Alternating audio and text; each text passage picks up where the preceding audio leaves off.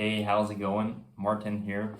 Today I am going to talk about The Adventures of Huckleberry Finn by Mark Twain. This was one of the monthly books for my Instagram channel that we read together, and it was the first book that I read by the American author Mark Twain. He's a very well-known figure. I know Ernest Hemingway called him the father, I believe, of modern American literature. I also know that when Knut Hamsun, a very famous Norwegian writer and Nobel laureate, went over to visit the US when he was a young man, he said that the whole country didn't have a single, exceptional writer that had anything significant to say other than the man that wrote this book, namely Mark Twain. Now, The Adventures of Huckleberry Finn is a story that was set at the beginning of the 1800s. So this was a time when slavery was prominent in the United States, and there was a very strong segregation between blacks and whites. Essentially, Huckleberry Finn is this young teenager that is grappling with the difficulties that arise from the morals that you're taught in childhood clashing with what feels right in your heart. Something like that. And essentially everyone, as they're growing up, is given a set of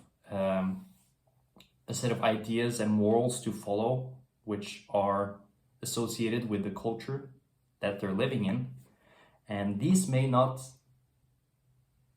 necessarily be what feels right and what is right.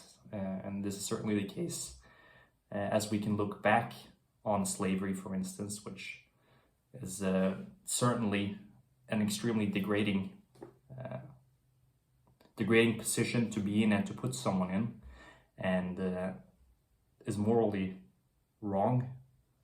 I think most would agree today, even though we still have slaves, unfortunately, in today's society. So it's obviously it's something that is apparently inherent in our culture and civilization, but that doesn't mean that we can't take a stance on it and decide for ourselves what we believe is morally right or wrong and act accordingly. And that's essentially what this book is about. It's a friendship that blossoms between Huckleberry Finn and a slave, Jim, where they're both sort of trying to escape from their lives.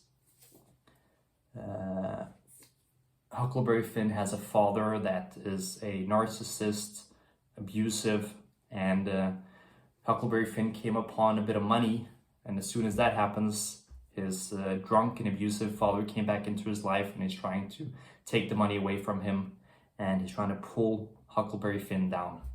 Now, understandably, he wants to escape from that, and at the same time we have Jim, which is this slave, where the owner is looking to sell him, and so he's going to be separated from his family, and he has some qualms about not being free, which makes very good sense, and so he also ends up escaping.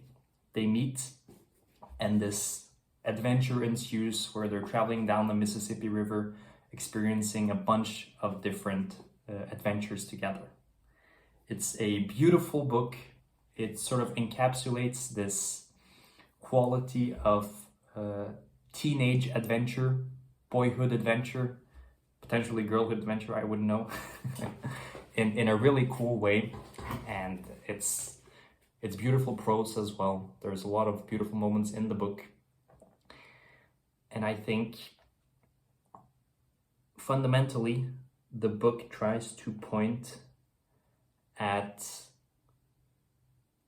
the importance of following your heart, doing what feels right, sits right in your gut, as opposed to following the edicts and the precepts of the particular culture that you happen to be born into.